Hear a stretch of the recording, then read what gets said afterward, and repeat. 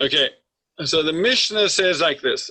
Rabbi Shimon ben Gamliel said, we're over here. Let's get our pens. Fine. So we're over here. Problem is, once you get a pen, you can't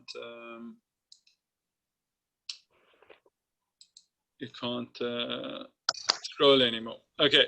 Rabbi Shimon ben Gamliel said, Rabbi Shimon ben Gamliel was one of the rabbis of the Mishnah. And he said, there were no days of joy greater in Israel, greater than the 15th of Av and Yom Kippur. So Yom Kippur, well, he says it in the past. I'm not sure why he says it in the past. We're going to see that all the reasons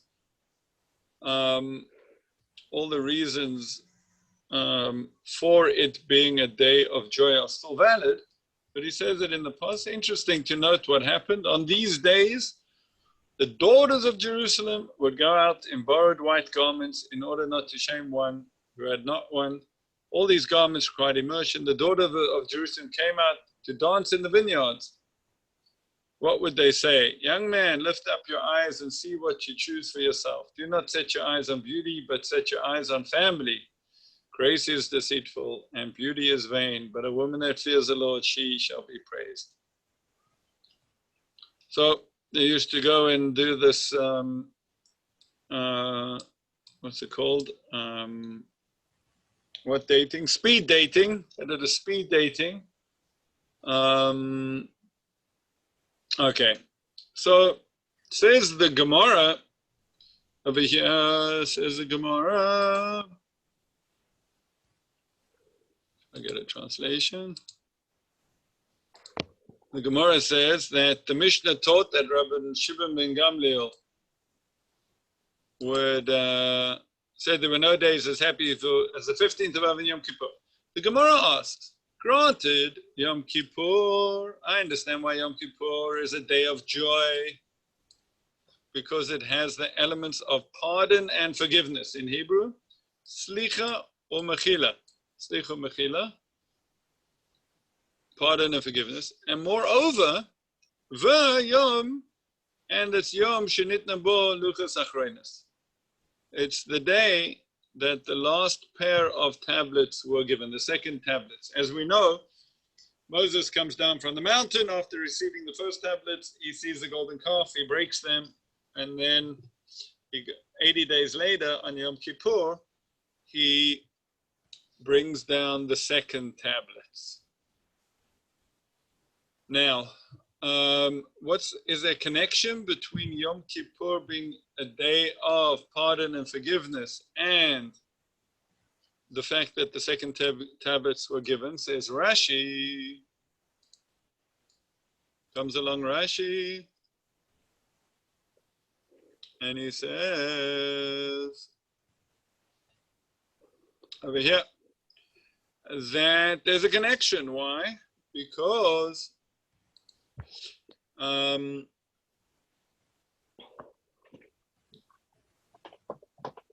okay, basically what happened was he gives a bit of history. On Yud Zayin B'Tammuz, we have a fast day on that day called Shiva Asa B'Tammuz.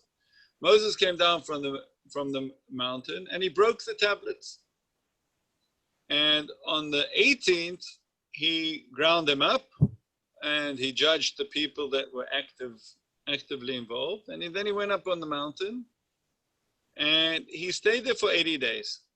Says Rashi, he's up on the Mount Sinai for 80 days.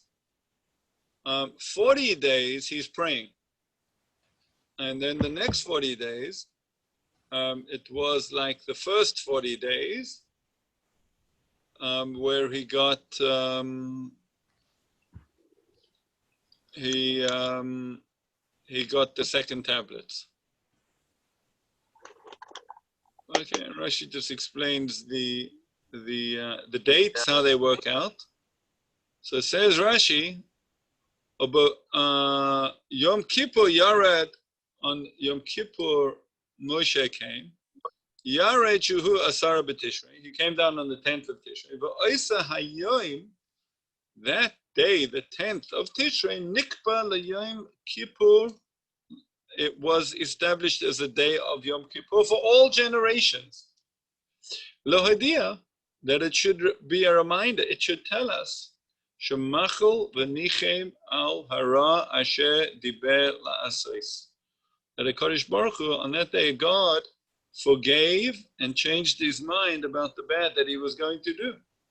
Le'amot, to his people. But al kain, therefore, nikba tzom kippur b'asara b'tishrei. Therefore, every year we have Yom Kippur on this same day. So that which it says in the Mishnah, that it's a day of slicha mechila, of pardon and forgiveness. Yom shenitna bo luchas achroinas, says Rashi, and maybe the reason why he's saying it is because there's no vav here. It doesn't say and the day. It doesn't say and the day that the second tablets were given. It just says the day, meaning that is the day. So I guess the understanding is like this.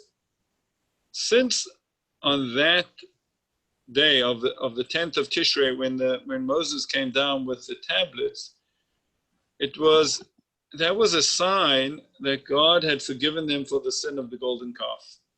He had forgiven them, and that was a major forgiveness. It was a major day of forgiveness. So God said, you know what, every year you'll come before me on Yom Kippur and I will forgive you. So from then on, it was established that this should be the day of Yom Kippur. Says Rashi, Kach Shamati. There's a commentary called the Ben Yehoyada that is written by the Ben Ish Chai. Ben Ish Chai was, I forget his name, but he actually was the chief rabbi of I'm going to say I think Baghdad, I think the Iraqi community. So he says like this, he adds on to Rashi, and he says, and he's commenting on the Mishnah that as well, that said, that Rabbi Gamliel said it's a day that they would go out into the vineyards and dance and try and match up the couples. So he said, what's it got to do with that? So he says like this. He says that, I think we need to erase. How do we do that? Erase all, good. Okay. So he says like this. I understand Yom Kippur because yesh bo'tam ledave boy al inyan hanasuin. It's a day to speak about marriage. Why?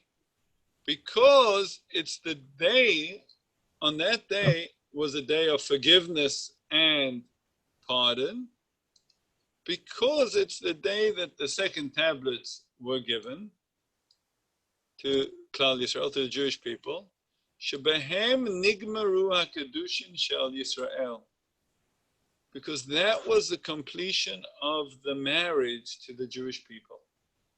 Meaning the tablets of stone is the wedding ring.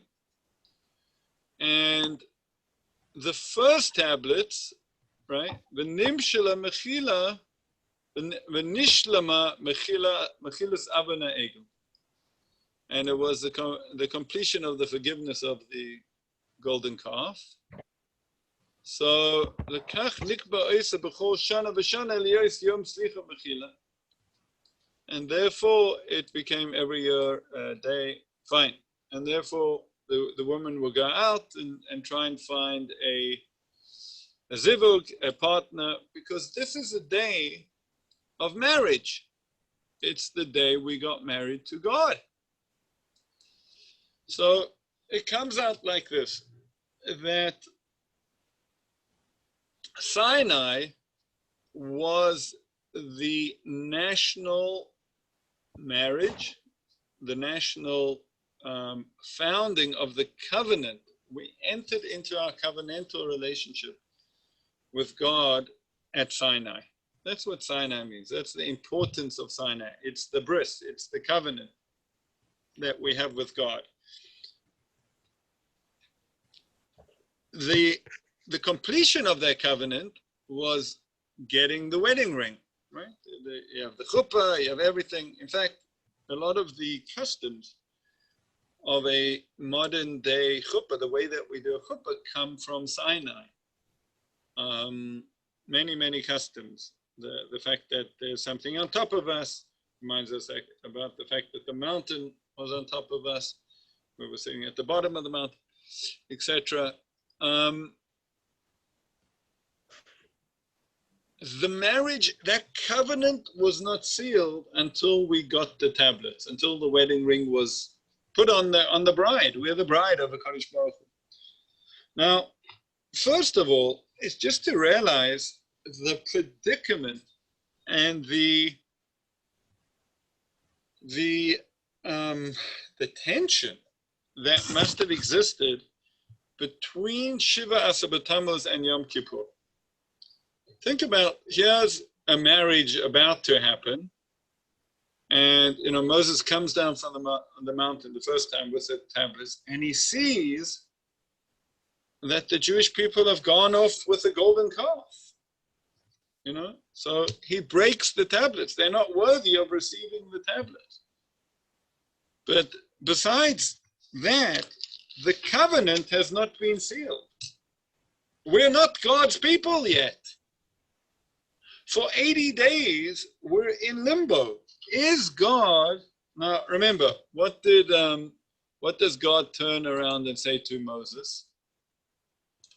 Right, the first thing, it's a complicated sugya, it's a complicated parsha, part of the Torah, but God comes Didn't he say he will wipe them out and he'll remake the nation through Moses? Wow, Greg, excellent.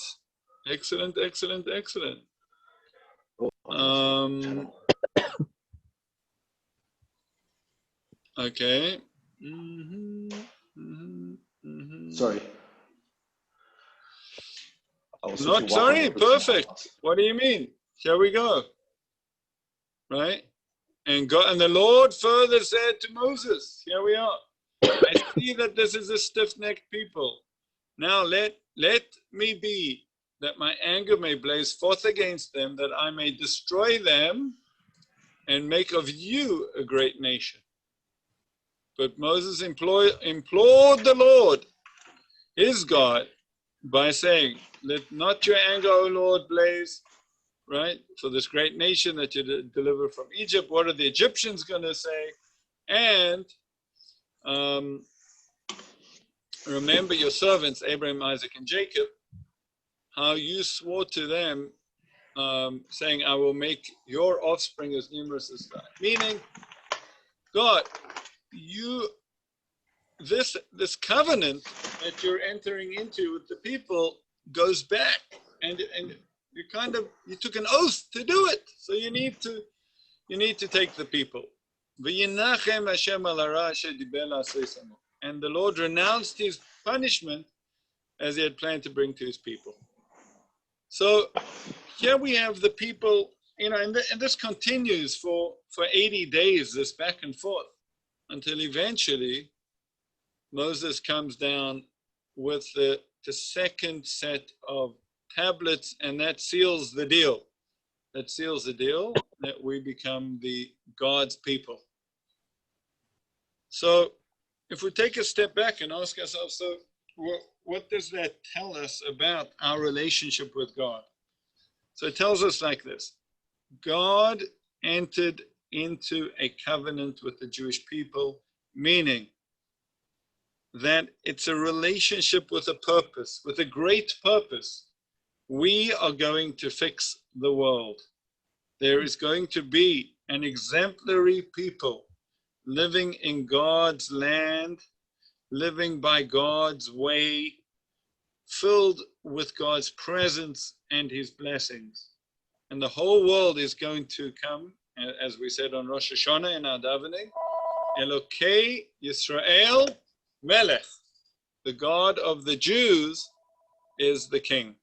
So the whole plan of creation, the whole big, the grand plan, God's grand plan is going to come through the Jewish people. Between breaking the first tablets, Shiva Asa B'Tammuz, and Yom Kippur, we're in limbo. Are we going to be superseded by Moses' nation, maybe? And eventually on Yom Kippur, we get the tablets, and the answer is no. We're not going to be. We'll never be forgiven for God. God will never forgo the Jewish people. He will remain in the covenant no matter what. So that's a pretty impressive day. The day that was revealed, is now the day for Yom Kippur for all generations.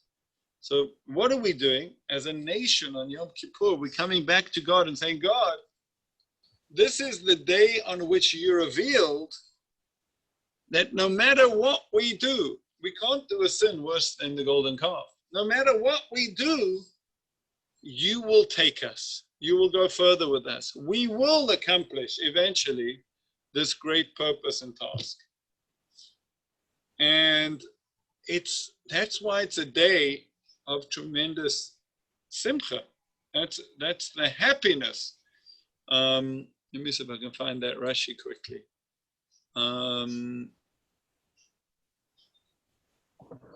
No, I'm not going to find it here, I don't think. Let's see.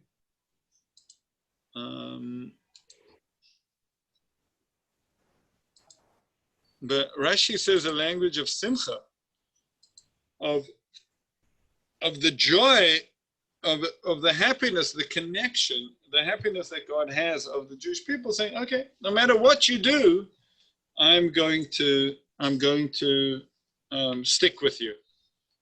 So that's the day of Yom Kippur, and that's why it's such a happy day. Meaning we take with us everything, whatever we've done, and however far we've gone from fulfilling our mission.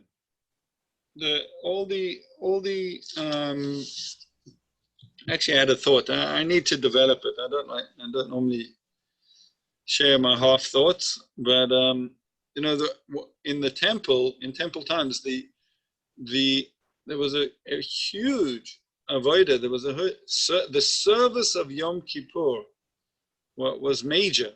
It's a major part of the davening, of the Musaf of Yom Kippur. We go through it, what happened, what the Kohen Gadol used to do, and the major part of it. Where do we get our slicha kapara? Where do we get our forgiveness? It's from what's called the Sir Azazel.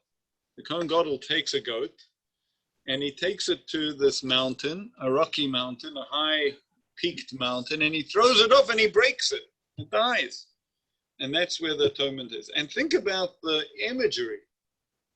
Moses comes down a mountain with stone, with the tablets, and what does he do? He breaks them. So instead of breaking the tablets, what does and remember, where does the Kohen Gadol go on Yom Kippur once a year? Into the Holy of Holies, where the tablets are. And he says, God, what should break today is the animal inside of us that leads us astray, that is not interested in this grand task and mission and purpose of the Jewish people. It's the base instincts. It's our worldly desires that lead us astray. That's breaking. We're breaking that today. That should be broken. And what remains whole are the tablets. The tablets, that which is written on them, the guideline for the covenant and our mission, the way of the Tselem Elokim, that the soul should rule, and that image of God should rule over us, that should remain. And that's Yom Kippur. And then God says, fine, I'm glad you come with that, because I will take you. With all those sins, I will forgive them, and we'll go on. We'll go on. We'll make another world. We'll continue to improve the world. That's why on Yom Kippur, remember when we were in the middle of the Shema, when we studied the first paragraph, we spent quite a lot of time speaking about Baruch Shem Kavod Malchus Olam Va'ed. That after we say the first verse, Shema Yisrael, we say, blessed be the name of his glorious kingdom forever and ever. And the Gemara has a story there that Yaakov said it, but Moses didn't say it, and that's why we said Belachash. That's why we whisper it. But on Yom Kippur, we actually say it aloud. It's the one day a year. It's the one day a year that we say aloud, Baruch Shem Kavod Malchuso Le'olam Va'ed. Why is that? Why on Yom Kippur do we say Baruch Shem aloud? Is because normally the Malchus, as we explained when we discussed it, right? God is the king, but we are his kingdom. We're his kingdom. It's with us. And we can't say it aloud because it's not revealed.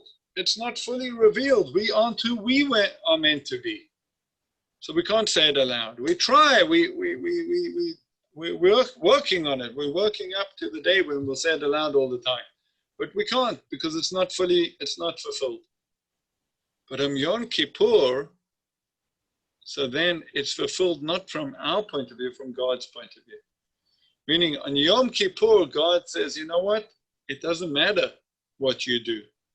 You are my kingdom, right? I will take you. Now, just bear in mind what an important idea this is, because when we talk about the monotheistic faiths, which account for probably more than half the people on this world, which is unbelievable, right? Yeah, we have little Abraham, starting and comes up with, gets this idea and has this communication with God. To some degree, half the world knows about this now. So what did the Christians and what did the Muslims, their belief in one God, what are they doing? Who are they? So they are people who claim that the one God gave up on the Jews. Really fundamental to their claim, to the Christian claim, is the covenant God made with the Jews is finished. So the Christians say it's now with us. That's why, what is the Vatican known as? The New Israel, right? The Vatican is known as the New Israel. Why is it called the New Testament, right? Because in Hebrew it's the Brit HaChadashah, it's the New Covenant. So now you can't really blame them. I mean, you can blame them, but when did they come about? When the Jews were at their weakest, right? The Jews are destroyed by Rome. The Romans come in, they destroy the temple. We're nowhere. So they turn around and they say, this can't be. There must be some new covenant must be made here. And then 600 years later or so, the Arabs are rising, and comes along this guy Muhammad, and he says, actually it's not the Christians, it's the Muslims, right? And he goes with his theory on the unity of God. So here, this is such an important day for who we are, for Jewish history, for Yom HaKippurim. It's the day really God, the word Kippur means, Rashi says in a few places, to cover up. To cover up, it's almost like we are, our sins are covered up. God doesn't look at them. And the reason is because, if it would really, it doesn't even make sense to us. Why did God continue this? Why? Maybe it is worthwhile, heaven forbid, to take another nation or whatever. Who knows? Why not?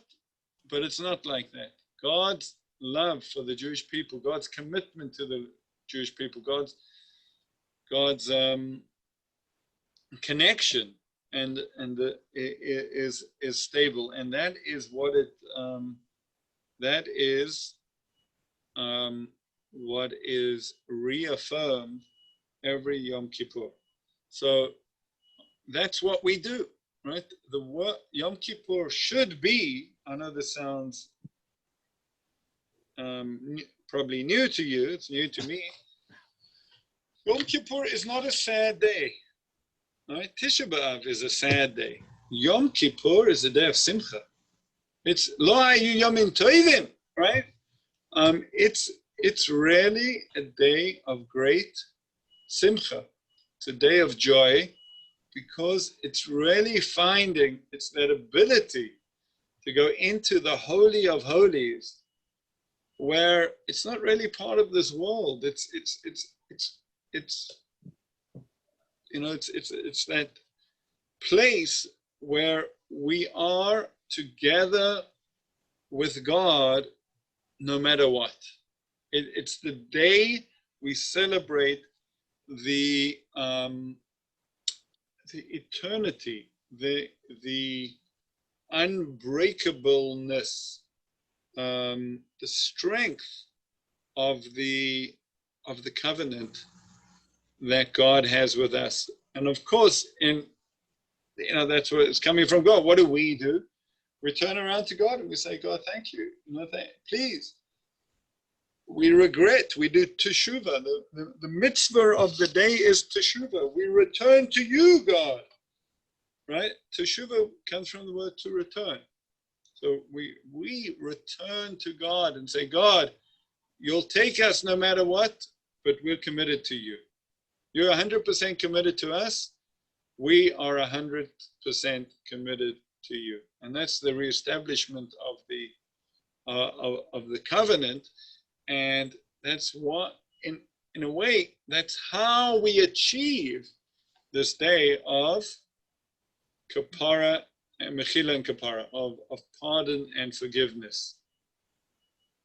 So wishing you all good Shabbos for tomorrow, and then well over the fast on Monday. And on Tuesday we should be able to go on with the Shema. Thank you, Rabbi. Thank you, and you too. Well over the fast, everyone. And Shabbat Shalom. Thank you. Thank you. Bye. Shabbos. Bye. Bye.